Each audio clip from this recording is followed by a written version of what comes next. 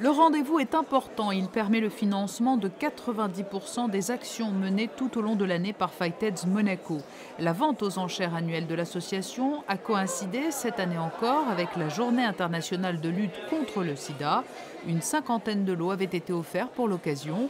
Des œuvres d'art signées par des artistes renommés ou moins connus. Certains avaient même fait le déplacement à l'image du fils d'Anthony Quinn, Lorenzo Quinn. Je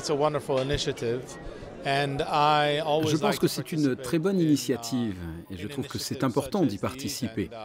J'ai souvent pris part à des événements caritatifs. Il y a beaucoup de belles causes à défendre à travers le monde et cette opportunité toute particulière était une évidence. Je suis très heureux d'avoir fait cette donation.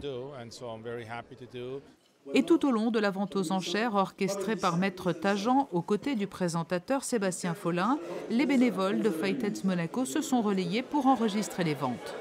À chacune des petites pauses, nous avons récolté le fruit de notre travail, c'est pourquoi nous sommes ici, c'est-à-dire que les enchères montent, nous repérons les tables, nous allons vers l'acheteur nous donne ses coordonnées, nous lui demandons quel est son mode de règlement, quelle est son adresse, où doit-on livrer, si la personne emporte ou non son lot ce soir-là.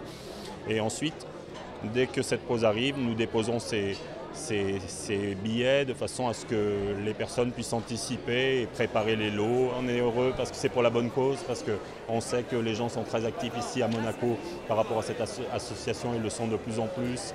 On voit tout le travail qui est fait, on voit ce qui est fait avec cet argent, la maison de vie, le travail qui est fait sur le terrain et c'est notre récompense à nous. La plus grosse enchère, 29 000 €, est revenue à une photographie de François Gragnon mettant en scène Alfred Hitchcock au Plaza Athénée. 19 000 € pour un portrait de Steve McQueen. Très apprécié aussi, ce cliché de nu de Lucien Clergue, adjugé 20 000 €, ou cette œuvre de Marceline Lapouf, une artiste de Monaco, adjugée 10 000 €. Autant de fonds qui seront intégralement reversés à Fightheads Monaco.